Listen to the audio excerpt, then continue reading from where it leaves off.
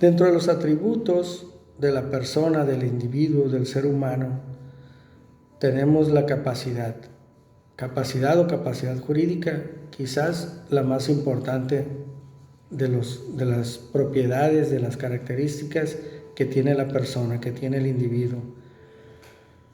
El artículo 10 del Código Familiar del Estado de Sinaloa nos dice cuándo se adquiere esta capacidad y cuándo se termina. El artículo 10 del Código Familiar del Estado de Sinaloa dice: la capacidad jurídica de las personas naturales es igual para el hombre y la mujer. Esta se adquiere por el nacimiento y se extingue por la muerte. Pero desde el momento en que una persona es concebida, entra bajo la protección de la ley, y si nace viable se le tiene por nacido para los efectos declarados en este código. Entonces el artículo 10 nos dice cuándo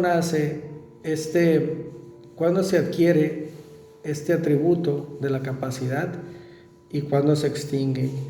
El nacimiento, cuando una persona nace, ya es considerada, ya tiene esta capacidad o este atributo. No obstante, también nos aclara que desde el momento en que una persona es concebida, ya entra bajo la protección de la ley. Es decir, que de alguna manera tiene también esta capacidad a partir de que es concebido el ser. La capacidad la podemos ver, existen dos tipos de capacidad: capacidad de goce y capacidad de ejercicio.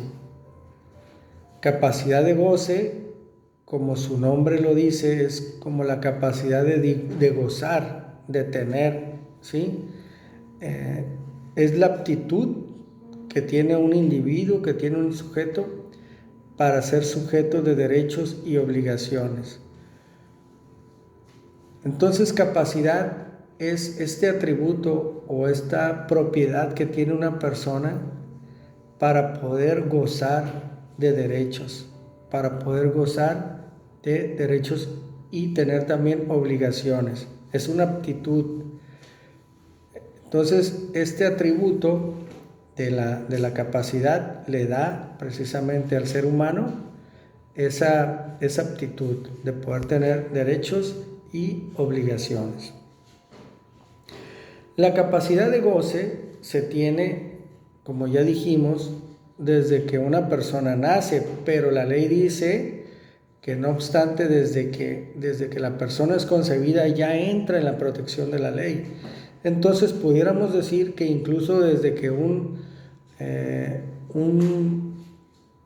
ser es concebido, desde que está el embrión, ya está bajo la protección de la ley. ¿Cuál? Pues el derecho a la vida, ¿sí? Donde está prohibido, por ejemplo, el aborto, el derecho a la vida.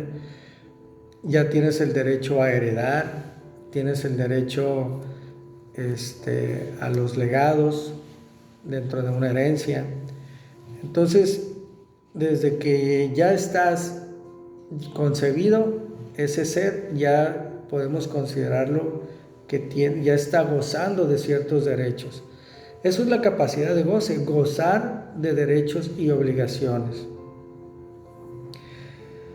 ¿Quiénes más tienen el derecho de goce o la capacidad de goce, la capacidad de tener derechos y obligaciones? Pues prácticamente todos, ¿no? Están los menores de edad. Los menores de edad también tienen el derecho de gozar, de tener derechos y obligaciones, aunque tienen ciertas restricciones. Los menores de edad no pueden a lo mejor disponer libremente de sus bienes. Hay ciertas restricciones que tienen estas personas cuando estamos en esta etapa de la edad. También tenemos que las personas mayores de edad podemos gozar de derechos y obligaciones. Y hay personas mayores de edad que están en pleno uso, disfrutan de estos derechos y obligaciones y están bien de sus facultades mentales. Y las personas que no lo están, que están en un estado de interdicción, es decir, personas mayores de edad pero que tienen una incapacidad, también tienen el derecho, tienen la capacidad de goce, pero también tienen limitaciones o tienen restricciones. ¿Se dan cuenta? Cuando una persona es concebida, está como embrión, tiene derecho de goce, pero está muy limitado ese derecho ese goce de esos derechos. Cuando ya eres una persona menor de edad, también tienes derechos y obligaciones, pero también está limitada. ¿Por qué? Porque pues una persona menor de edad hay ciertas cosas que no puede hacer, hay ciertos derechos que no puede tener porque no es mayor de edad todavía. En el caso de las personas mayores de edad que tienen una incapacidad mental, ¿sí? Tienen una incapacidad, también tienen el derecho o tienen la capacidad de goce, tener derechos y obligaciones, pero también está limitada. Por ejemplo, una persona mayor de edad, aunque tiene capacidad de goce, hay ciertos derechos que no los puede tener. Por ejemplo, no puede ejercer la patria potestad, no puede ser tutor. ¿Por qué? Porque no tiene capacidad para representar a un menor de edad, no tiene capacidad o su estado mental no le permite educar a un menor de edad.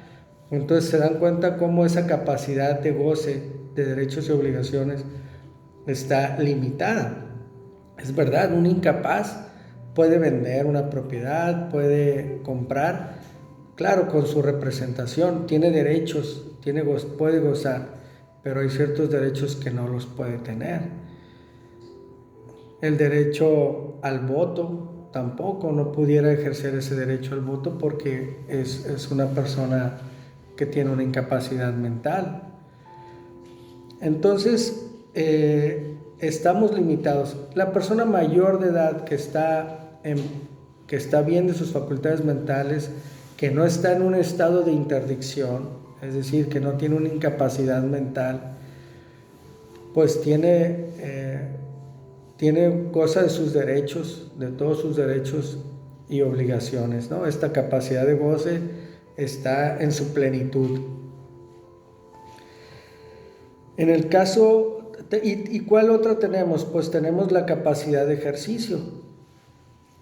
Esa es la capacidad de goce, poder gozar de derechos y obligaciones, aunque en cierto punto está limitado, en ocasiones está limitado cuando el ser es un embrión, cuando es un menor de edad, cuando es una persona con incapacidad mental. Gozan de sus derechos y obligaciones, pero tienen ciertas limitaciones o restricciones comparadas con una persona que ya es mayor de edad y que plenamente puede tener todos sus derechos y todas sus obligaciones. Y tenemos también la capacidad de ejercicio. La capacidad de ejercicio, ya dijimos, una capacidad de goce y la otra es la capacidad de ejercicio. ¿Cuál sería la definición?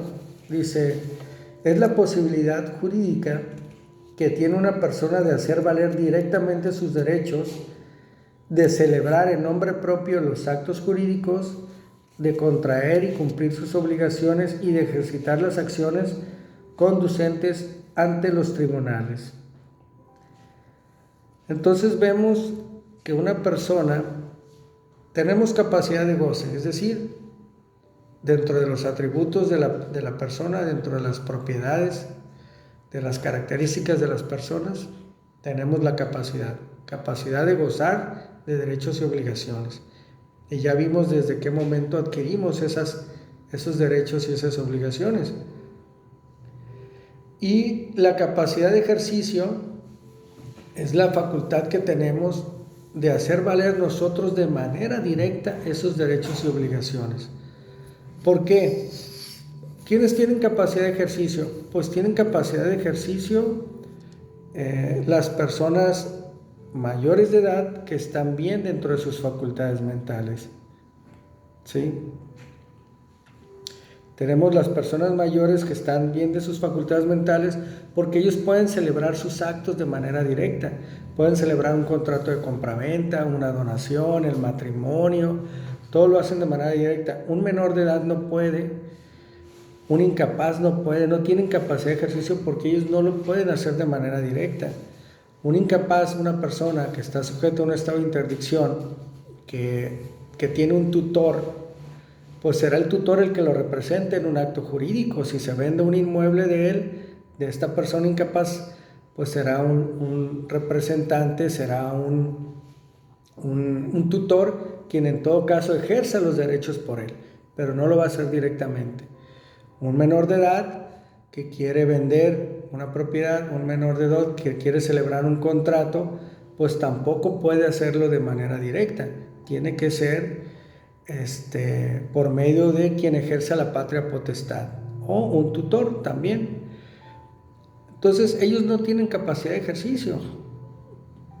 Porque, ¿qué quiere decir? Que la capacidad de ejercicio es la capacidad que tiene una persona para hacer valer esos derechos de manera directa, de poder presentar una demanda, de poder ejercitar acciones ante los tribunales. No la tienen los menores de edad o un incapaz con una incapacidad mental.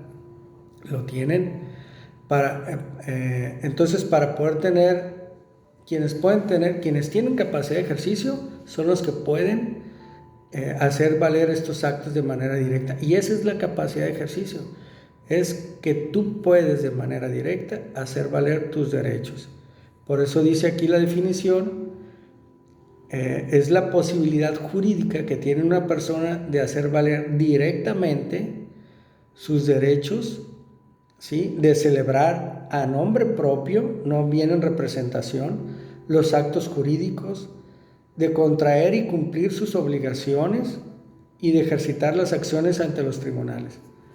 Entonces es muy sencillo: capacidad de goce, tú tienes derecho a tener derechos y obligaciones, y capacidad de ejercicio, pues es que tú puedes hacer valer esos derechos de manera directa, sin representación. ¿Un menor de edad tiene capacidad de ejercicio? No, porque tiene que ser realizado o hacer valer esos derechos y obligaciones por medio de un representante. Hay actos jurídicos que no los pueden celebrar directamente los menores de edad, o un incapaz pues tampoco, ¿verdad? Entonces tienen que ser por medio de sus representantes. Ellos no gozan de capacidad de ejercicio.